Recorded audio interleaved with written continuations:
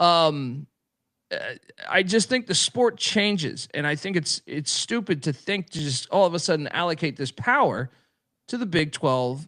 I'm sorry, the Big 10 and the SEC, because now things are and to use a stat over the past 15 years to say this. Well, that's the old rules, which you were breaking, by the way.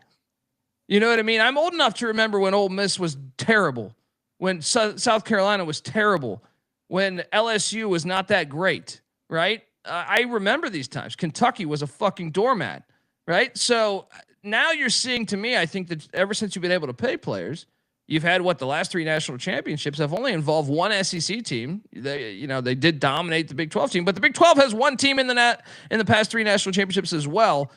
And I know the SEC, I think, is still a stronger conference than the Big 12, but I just think shit changes. And if you're not planning on that, we've all of a sudden seen an influx of money. Just all these schools are starting to take football more serious. Duke is throwing major money in their football program. Miami's back to paying the shit out of, now that it's legal, they're paying the shit out of everybody. SMU comes out of nowhere paying everybody now, right? Texas Tech coming out of nowhere. Coach Prime going to Colorado and getting that program back on track. So I think it's very, very critical that people think differently about the sport, because it is going to be different 5-10 years down the road, especially if you don't let these conferences get 4 auto bids. So I'm excited to see the 11-5 thing. I know people say, well, if you run this exercise, I saw Brett McMurphy tweet this, like, if you run this exercise, the SEC would have dominated the past 15 years. But yeah, that's under the old fucking model. That's under the old model.